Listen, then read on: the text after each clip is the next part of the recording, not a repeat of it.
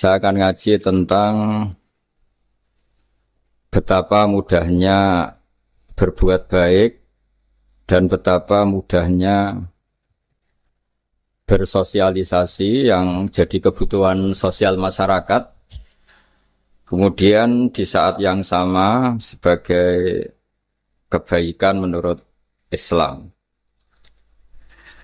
Ini saya baca kitab yang sangat otoritatif, yaitu kitab Sahih Muslim, di mana kita tahu dalam Islam pegangan ahli sunnah wal jamaah, juga pegangan ulama seluruh dunia adalah Al-Kutubus Sittah, kitab 6, diantaranya yang hadis Bukhari Muslim. Di sini ketika Nabi ditanya tentang beberapa kebaikan, yaitu dari pertanyaan Ayul A'mali Afdol, amal apa yang terbaik, diantaranya Nabi menyebut sekian: iman billah, iman kepada Allah Ta'ala.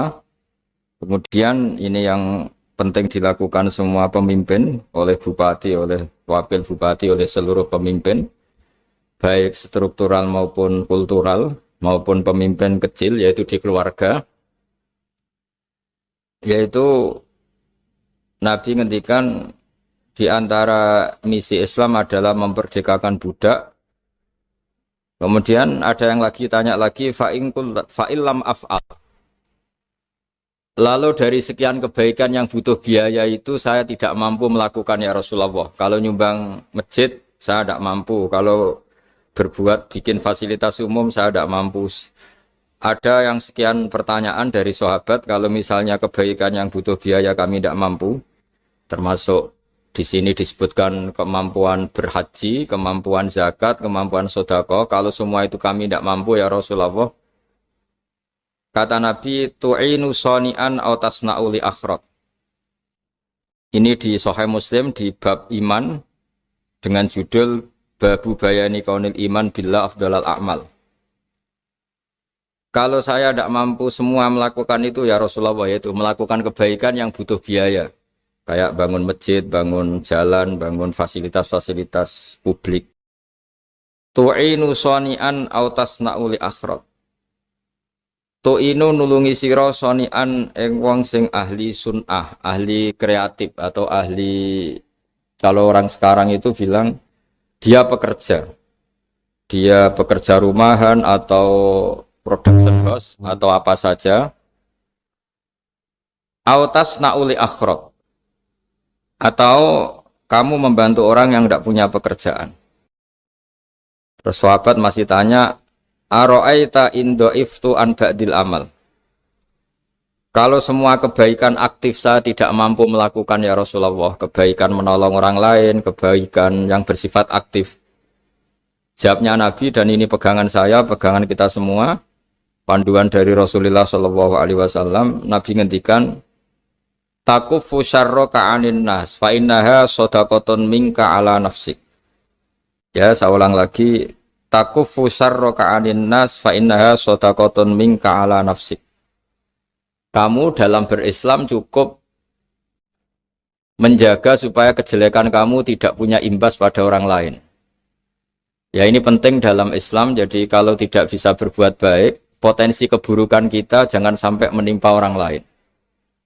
Keburukan itu bisa kejahatan kriminal, bisa kejahatan pidana atau merugikan orang lain, atau kejahatan yang tidak sampai kriminal tapi mengganggu orang lain. Misalnya contoh gampang ini, saya sumpek-sumpeknya sendiri ingin jalan-jalan, main di teman yang di jam kerja.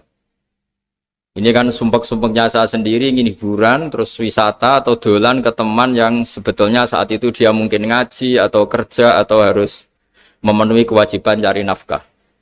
Gara-gara nemuin saya, akhirnya dia dikomplain sama majikannya, atau gara-gara nemuin saya, dia akhirnya tidak ngaji sama santrinya, atau gara-gara nemuin saya, dia terganggu aktivitasnya. Itu juga tidak boleh, karena berarti keburukan kita punya akibat pada orang lain.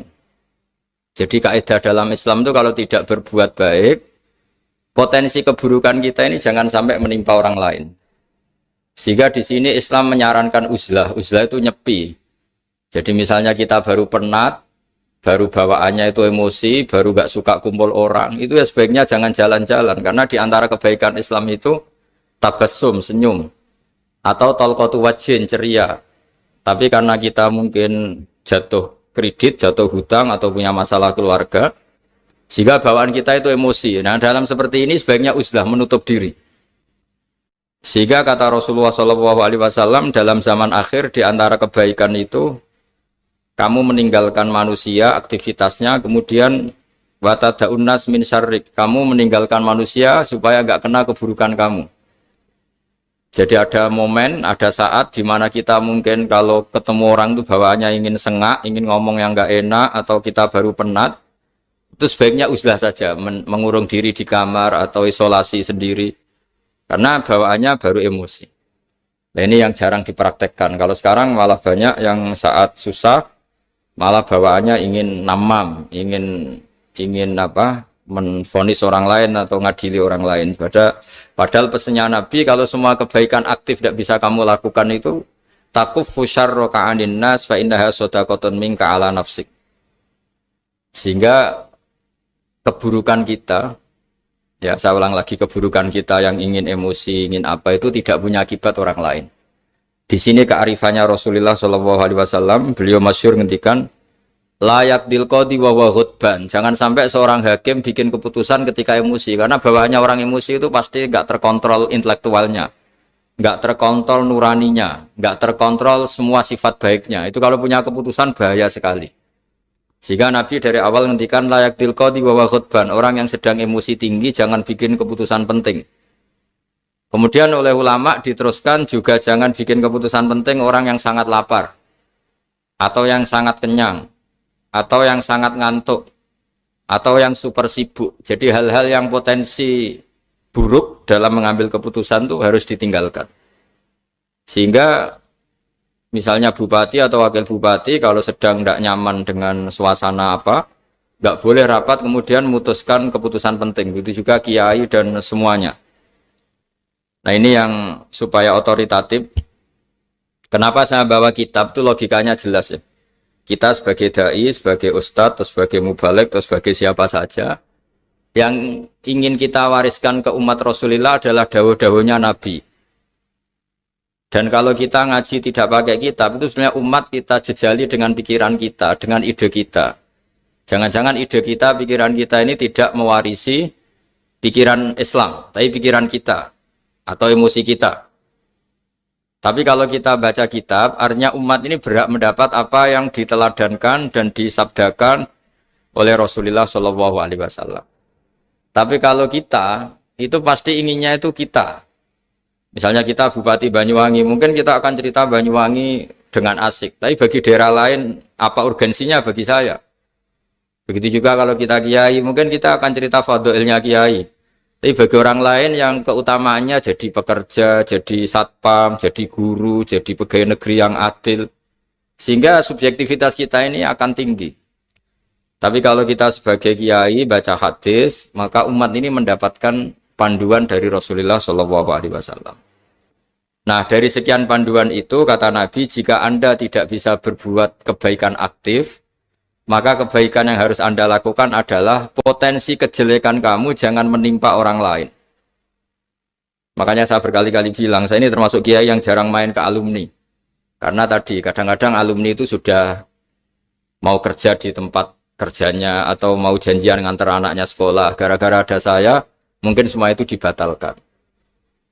Sehingga silaturahim itu juga harus dimanage supaya tidak mengganggu haknya orang yang kita silaturahimi. Jangan sampai silaturahim jam 9, saatnya orang kerja, kemudian dia dapat peringatan dari pabriknya gara-gara sering didolani kiainya. Itu kan jadi ribet.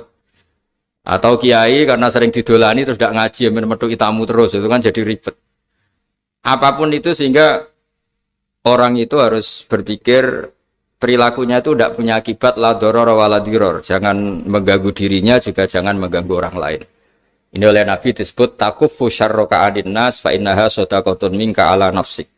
Sifat buruk kamu itu harus dijaga supaya tidak menimpa orang lain, dan itu berarti menjadi sedekah kamu atau amal kamu pada diri kamu sendiri. Jadi ini penting dimaklumatkan ke semua kita bahwa saat kita tidak bisa berbuat baik aktif, misalnya nggak bisa sedekah, nggak bisa menolong orang, setidaknya keburukan kita tidak menimpa orang lain. Nah, termasuk keburukan yang terselubung adalah kita punya pikiran yang menurut kita ini hebat, tapi bagi orang lain mungkin bahaya. Misalnya kita punya pikiran ingin jadi orang kaya raya yang dermawan. Itu artinya kan pikiran baik karena ingin jadi dermawan. Tapi artinya bayangkan orang lain tuh miskin semua butuh derma kamu. Mana mau orang lain kamu bayangkan miskin butuh derma kamu. Orang lain juga bayangkan dirinya kaya gak butuh derma kamu. Itu namanya kebaikan yang subjektif. Kamu ingin jadi kiai yang ngajarin orang banyak. Oke, itu baik. Tapi kan berarti kamu bayangkan orang lain gak bisa ngaji terus kamu saja yang bisa ngaji sehingga kamu yang ngajarin. Ya sudahlah, kebaikan itu udah usah muluk-muluk seperti itu. Jadi apa yang ditakdirkan kita jadi bupati ya jadi yang baik, menolong pekerja-pekerja yang baik. Saya kemarin diceritain banyak oleh Mas Anas aktivitas Pemda Banyuwangi yang menolong banyak orang, juga masyarakat juga saling menolong dan seterusnya dan terusnya. Jadi ini jelas maksud saya supaya bupati dan semuanya pemimpin melakukan kebaikan itu berdasar panduan dari Rasulullah SAW, di mana di antara aturan yang dianjurkan beliau adalah aktivitas kita sebagai manusia adalah tu'inu soni'an au tasna'uli akhraq. Ya, saya ulang lagi, saya ulang teks hadisnya secara lengkap supaya dapat berkahnya Rasulullah SAW. Ada beberapa pertanyaan dari sahabat, ya Rasulullah, jika saya tidak bisa berbuat baik yang berbiaya atau tidak bisa berbuat baik yang aktif, apa yang saya harus lakukan? Nabi ngendikan tu'inu shani'an aw tasna'ul asra. Kamu membantu orang yang bekerja atau kreatif, orang-orang yang kreatif atau pekerja apa saja kamu bantu dan bantu orang yang tidak punya pekerjaan. Terus ditanya lagi, qultu ya Rasulullah ara'aita in du'iftu an ba'dil amal. Bagaimana kalau itu pun saya tidak bisa ya Rasulullah? Terus Nabi ngendikan tafukufu syarraka anin nas fa innaha shadaqatun minka ala nafsik. Yang penting keburukan kamu tidak menimpa ke orang lain dan itu bagian dari sedekah kamu. Nah, perlu saya ingatkan ke semua kita lah. Makanya pentingnya membaca umat Islam dengan ilmu usul fikih. Saya berkali-kali bilang, jika ada seseorang tidur, itu jangan kamu baca sebagai tidur yang meninggalkan tahajud, meninggalkan sholat qiyamul lail, meninggalkan wiridan di malam hari. Tapi juga bacalah saat itu dia tidak dugem, tidak maksiat, tidak narkoba. Sehingga barokahnya ilmu itu ada respek pada umat Islam yang tidur. Karena tidur itu juga ada fungsi meninggalkan sekian maksiat, sekian kriminalitas.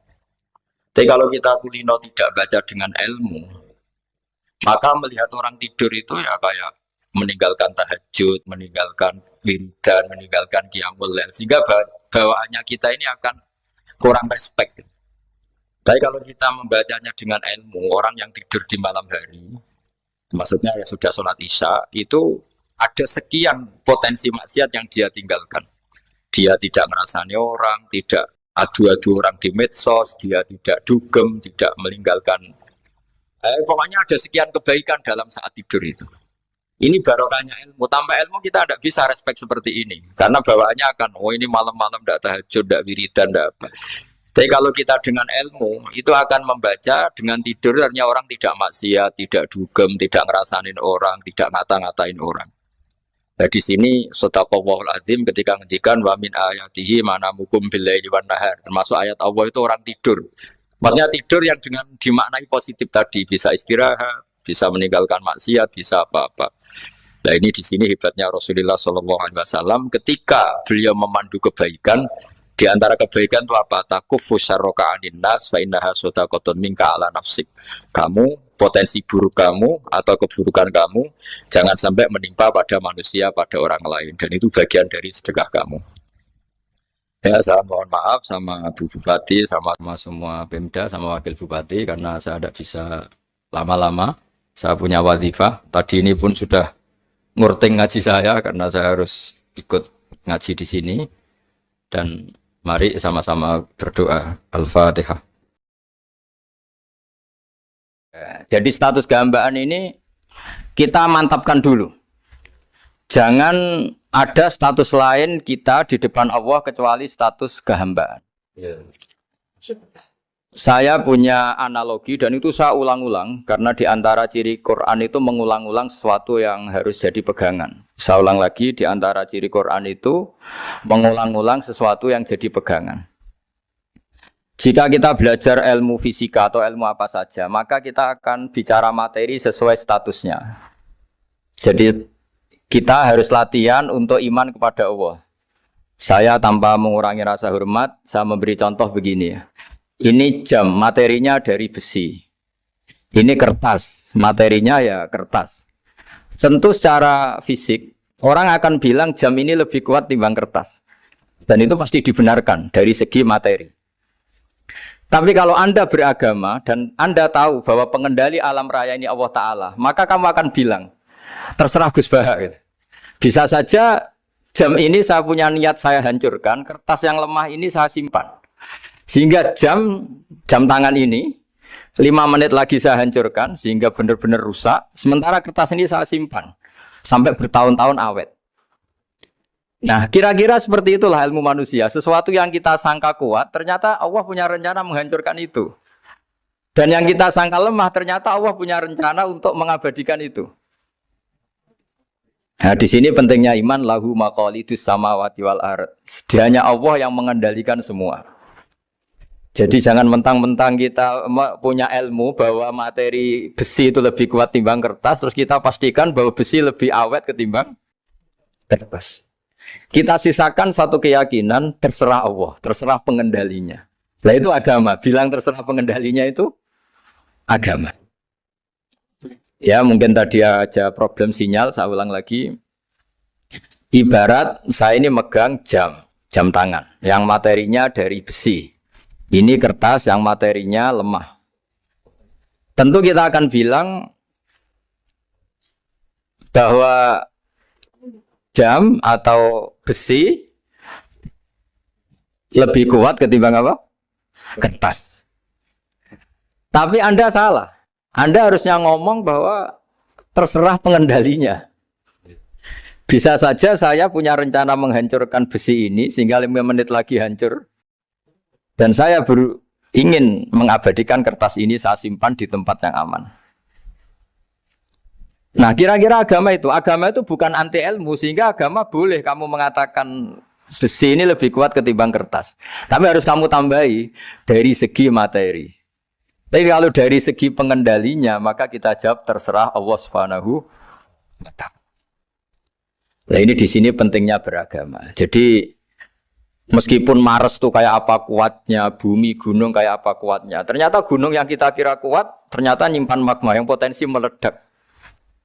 Yang gunung kecil, yang kelihatan dari pasir kecil yang tidak berdaya, ternyata nggak nyimpan magma, jadi nggak direncanakan untuk diledakkan. Itu, nah agama itu seperti itu, yang disebut di surat Yasin misalnya Allah itu siapa? Biyadihi malakutu kulli, yang dalam kendalinya itu semuanya di alam raya ini. Sehingga di kehidupan nyata juga sama. Ada orang yang nekuni ilmu ekonomi, tapi miskinnya Masya Allah. Ada yang gobloknya Masya Allah tapi kaya. Ada kiai yang punya doa banyak, hidupnya biasa. Yang nggak punya doa kaya. Itu saya pernah baca di sebuah hadis qudsi. Ada riwayat begini. Nabi Musa ketemu Allah ditanya. Limadza kata Allah. Kenapa saya memberi rezeki orang yang bodoh? Mak itu orang yang bodoh sekali. Kadang tak ciptakan dia jadi orang kaya. Dan yang pintar ekonomi kadang tak ciptakan jadi orang miskin. Si Nabi ini tanya, kenapa ya Allah?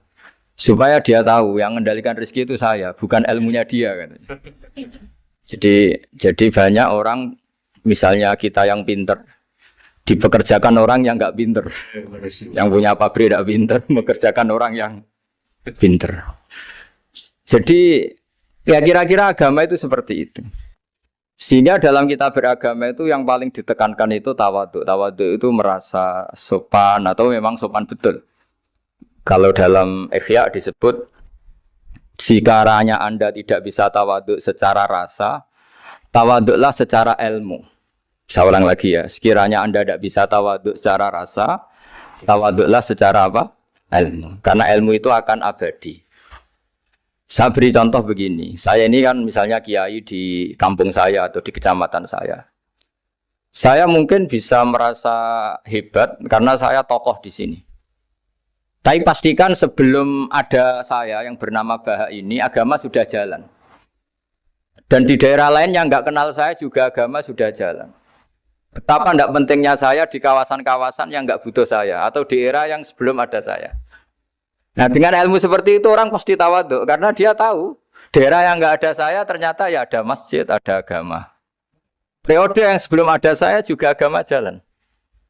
Sehingga kita tidak kumo luhur, wah kalau nggak ada saya agama nggak jalan. Zaman Wali Songo tidak ada saya agama ya jalan. Ekonomi juga gitu.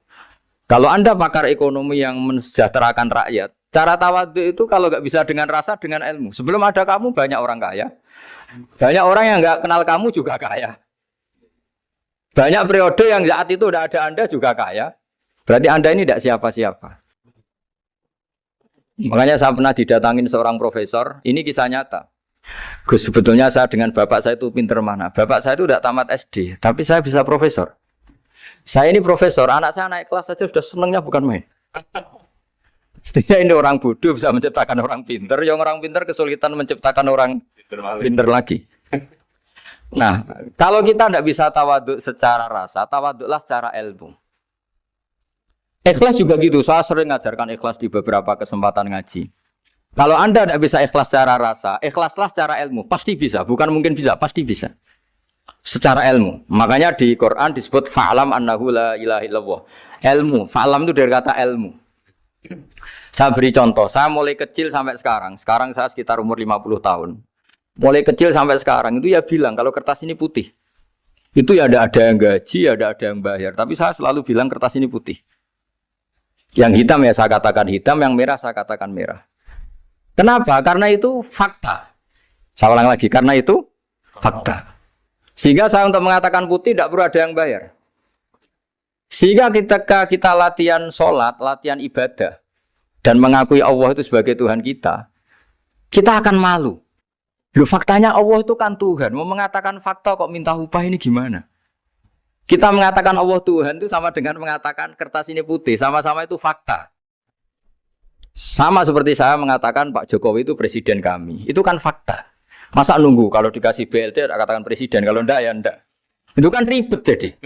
Pak Manut misalnya rektor UGM. Mbok saya enggak digaji di sana atau enggak kerja di sana bilang kalau beliau itu rektor.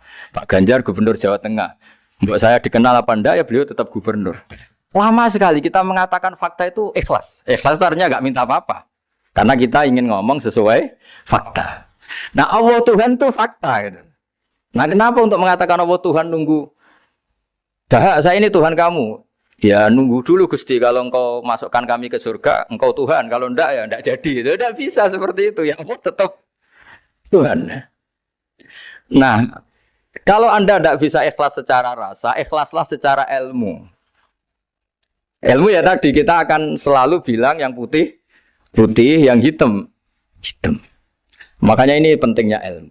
Tawaduk juga gitu. Kalau Anda ditakdir orang yang GR, yang gede rumongso, ditakdir orang yang kumo luhur, secara rasa bisa dilawan secara ilmu. Ada periode di mana sebelum ada kita yang kaya ya banyak, yang dapat hidayat ya banyak, yang terpelajar ya banyak.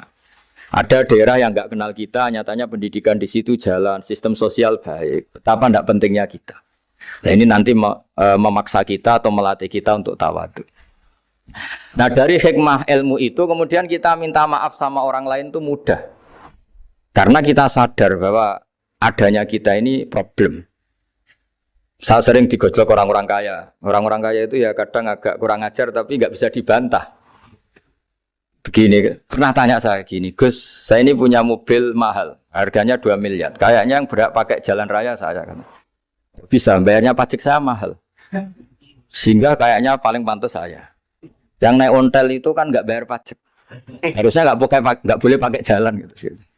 Terus saya bilang, mbah-mbahnya yang naik ontel itu pejuang, bapak kamu enggak. Kamu enggak warisnya. Artinya ada teori dalam kitab hikam itu kitab tasawuf dalam pesantren. Itu kebaikan saja di soal. Misalnya begini, kita ini bangga sebagai urip yang tertib, hidup yang tertib di kantor, di tempat-tempat pekerjaan. Tapi kalau itu semua terjadi, kalau ada kecelakaan di jalan itu nggak ada yang nolong langsung. SAR paling efektif, tim penolong paling efektif ya orang-orang nganggur itu. Orang-orang yang di jalan-jalan di perapatan itu kalau ada kecelakaan langsung nolong. Itu nanti ambulan itu yang kedua, ketiga, yang nolong pertama ya orang-orang yang nganggur-nganggur di jalan itu. Ada orang tersesat nolong. Maka ketika seorang sahabat tanya, ya Rasulullah, kalau engkau melarang kita jagongan di jalan itu kita tidak bisa. Tapi kata Nabi, ya silahkan saja, tapi adu hak torik, kamu di jalan itu datangkan. Apa itu? Ya kamu bisa amar ma'ruf nahi mungkar. Coba kalau di terminal, di tempat publik banyak orang yang soleh, itu nanti copet ya sungkan.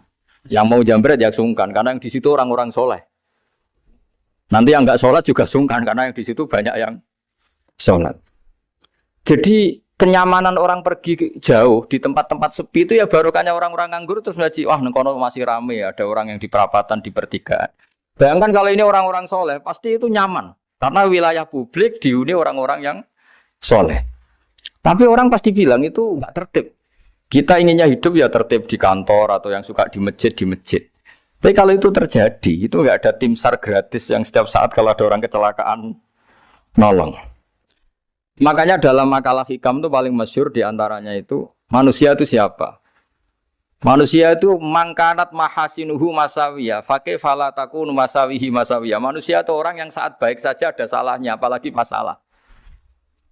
Jadi kalau kamu punya toko, lagi laris, dan saat laris itu Anda ngerumat keluarga Anda melakukan kebaikan pada keluarga Anda. Pasti ada toko lain yang termahjubkan, yang tersingkirkan. Makanya saya pernah diskusi sama kiai besar, guyonan sama saya. Kita kalau kiai besar sebaiknya kalau diundang di musala kecil datang apa enggak? Kata kiai yang satu, jangan datang Gus, itu jatahnya kiai kecil. Terus kata yang satu, datang Gus sebagai bukti tawaduk bahwa kita kiai besar pun mau diundang yang kecil. Akhirnya kita ini ya kadang datang kadang enggak, karena kadang kita enggak datang supaya jatah rezeki kiai kecil enggak terambil. Kadang ya mau datang supaya dikira tawaduk. Makanya kalau seorang profesor sering terubah di bawah itu ya kasihan yang S1, SPDI itu kan nanti enggak jadi bintang kalau profesornya sering turun. Kalah terus itu. Jadi kadang-kadang itu orang itu harus berpikir secara ilmu, jangan rasa terus. Jadi itu ilmu. Jadi semua yang kebaikan yang kita lakukan itu secara ilmiah bisa diperdebatkan. Ada orang senang ngomong serius supaya bangsa ini maju.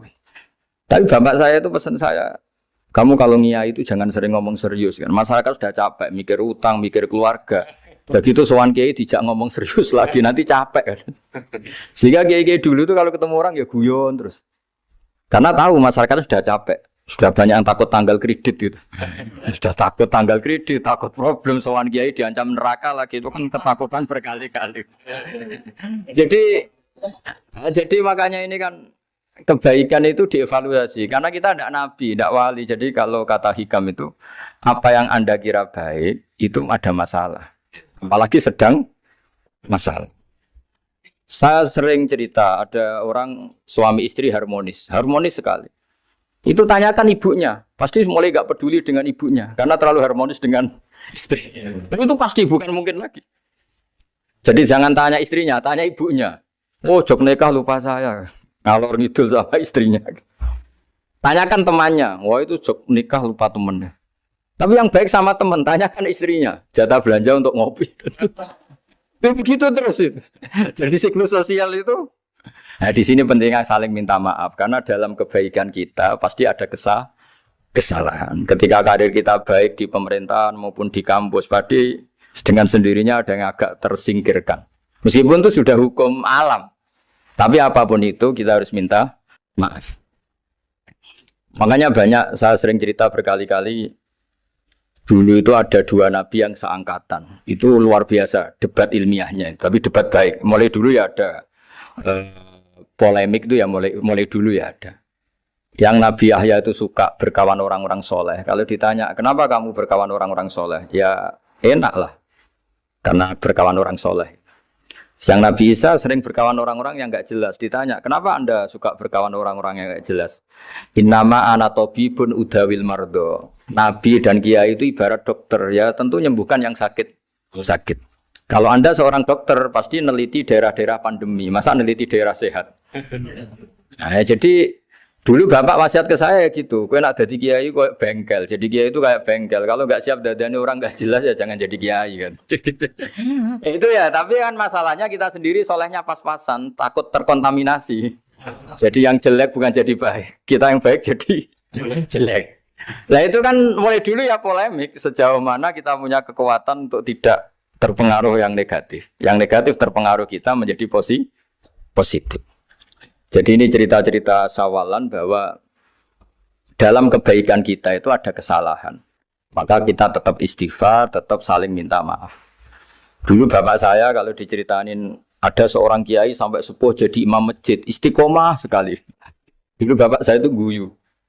Ya istiqomah, tapi wong liya terus ra iso dadi kader. Jadi calon-calon kiai ini sudah putus asa karena nggak pernah punya kesempatan jadi imam. Jadi di balik istiqomah itu ya ada memahjubkan orang lain. Makanya alhamdulillah di Indonesia itu ada pegawai pensiun. Kalau enggak habis itu. Karena yang anyar-anyar itu mesti ini kurang pengalaman, ini kurang senior. Tapi barokahnya ada pensiun kan gantian. Tapi masalahnya di dunia kiai itu udah ada pensiun.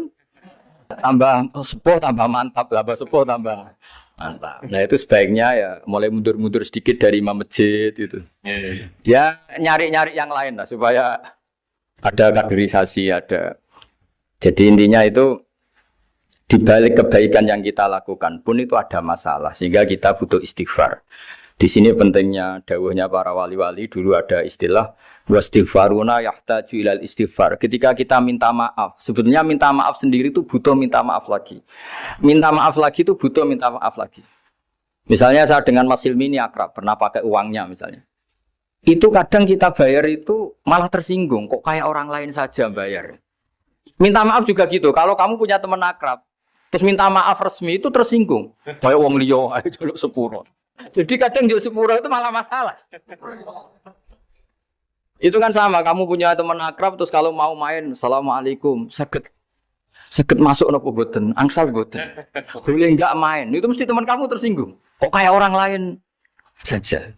Artinya ketika Anda merasa benar karena protokoler ketika masuk ke teman, ternyata itu salah. Teman kamu maunya enggak protokoler karena sudah akrab. Tapi ketika kita merasa akrab, ternyata selonang-selonang dianggap problem. Kita tidak pernah tahu.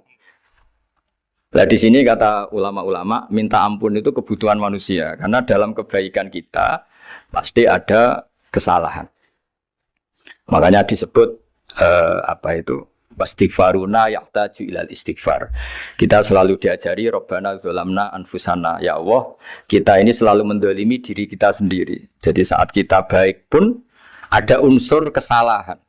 Yaitu tadi, kalau Anda jadi orang pasti ada yang termahjubkan. Kalau Anda kiai besar atau profesor atau pejabat turun ke bawah. Ya kalau gubernur turun terus ya bupati gak jadi bintang. Kalau saya kiai besar misalnya turun terus ya kiai kampung itu ya kasihan. Saya pernah diundang Manakipan tidak datang itu kiai kecil bilang matur nuwun Gus gak teko. Aduh iwake gak untuk saya katanya. Barokahnya saya ada. Itu lucu ya matur nuwun betul. Matur nuwun Gus jenengan gak dugi jadi. Akhirnya jatah besarnya untuk saya. Nah, tapi yang punya rumah komplain. Gus udah ngeratau teko PP aku wong cilik. Nah ini saya harus mendahulukan versi Soibul Bed yang punya rumah apa versi Kiai yang termahjubkan. Artinya pilihan apapun saya harus istighfar karena ada saja unsur salahnya. Ya makanya ini kan makanya ya saya minta UGM juga saya sering undang saya terus nanti dikira karena kampus besar Gus Bak mau juga keliru lagi. Kalau 1-2 kali mungkin boleh, kalau keseringan ya nggak boleh. Nanti itu dikira saya maunya hanya sama kampus besar, padahal saya sama RT ya sering datang juga. Nah ini yang terakhir saya bacakan teks otoritatif sebagaimana janji saya. Kata Rasulullah SAW di sebuah hadis. Ini terakhir nanti supaya nggak lama-lama saya juga punya wadhifah.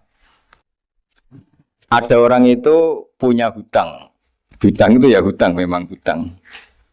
Singkat cerita orang itu tidak bisa bayar sampai akhirat. Dan aturannya Allah, orang yang punya hutang tidak bisa bayar ini harus diaudit, harus diselesaikan di akhirat. Kalau tidak bisa diselesaikan di dunia, diselesaikan di akhirat. Walhasil akhirnya di akhirat itu ditagih dan tidak mampu bayar. Karena di akhirat sudah tidak ada kredit, tidak ada ATM, tidak ada apa saja. Terus kata Allah, solusinya kebaikan kamu dikasihkan yang ngutangi. Ternyata kebaikan dia tidak cukup juga. Bayarnya apa? Kejelekan yang ngutangin dikasihkan yang utang. Kayak apa celakanya? Kebetulan yang ngutangi salahnya buahnya, ini kan repot. Tapi Allah itu tidak suka kalau ada orang mukmin yang satu saudara kemudian masuk neraka karena saudaranya ini. Kata Allah, jika ini masuk neraka berarti disebabkan komplain atau ketidakikhlasan temannya yang mukmin. Masa orang mukmin menyebabkan mukmin yang lain masuk neraka? Allah tidak ingin. Makanya di antara nikmatnya beragama itu ukhuwah, persaudaraan. Baik persaudaraan atas nama iman atau atas nama kebangsaan atau atas nama kemanusiaan. Akhirnya si yang ngutangi ini tadi, jangan dibahasakan kreditur, nanti kita kayak bangunnya yang ngutangin lah nanti. Ya bahasa gampangnya yang ngutangin, karena tidak semua orang ngutangnya sama bank. Sama Allah ditunjukkan satu surga yang luar biasa. Nanti tak baca teks Arabnya ya, supaya dapat berkahnya bahasa Arab. Terus saking mewahnya surga itu, si yang ngutangin tanya, ya Allah itu untuk nabi siapa? Karena semewah itu pasti untuk kelas nabi. Atau untuk wali siapa? Katanya, terus kata Allah, sabda Allah, untuk siapapun yang mampu membeli. Lalu siapa yang bisa membeli surga semewah itu? Kamu bisa. Terus, dengan apa ya Allah? Kamu mengampuni teman kamu itu. Kamu bebaskan dari utangnya. Nanti tak kasih surga itu. Terus, akhirnya sama Allah, kata orang itu, ya Allah saya bebaskan. Ya sudah, kamu berdua masuk surga. Karena Allah tidak ingin ada kasus aneh. Dua orang mukmin ini kan bersaudara.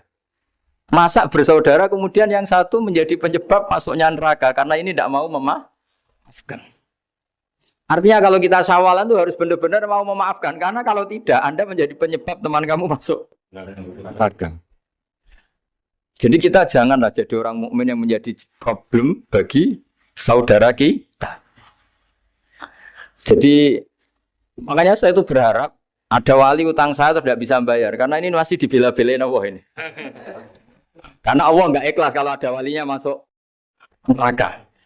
Jadi kalau ada wali utang kamu, itu utangin saja, doain nggak bisa nyaur, no?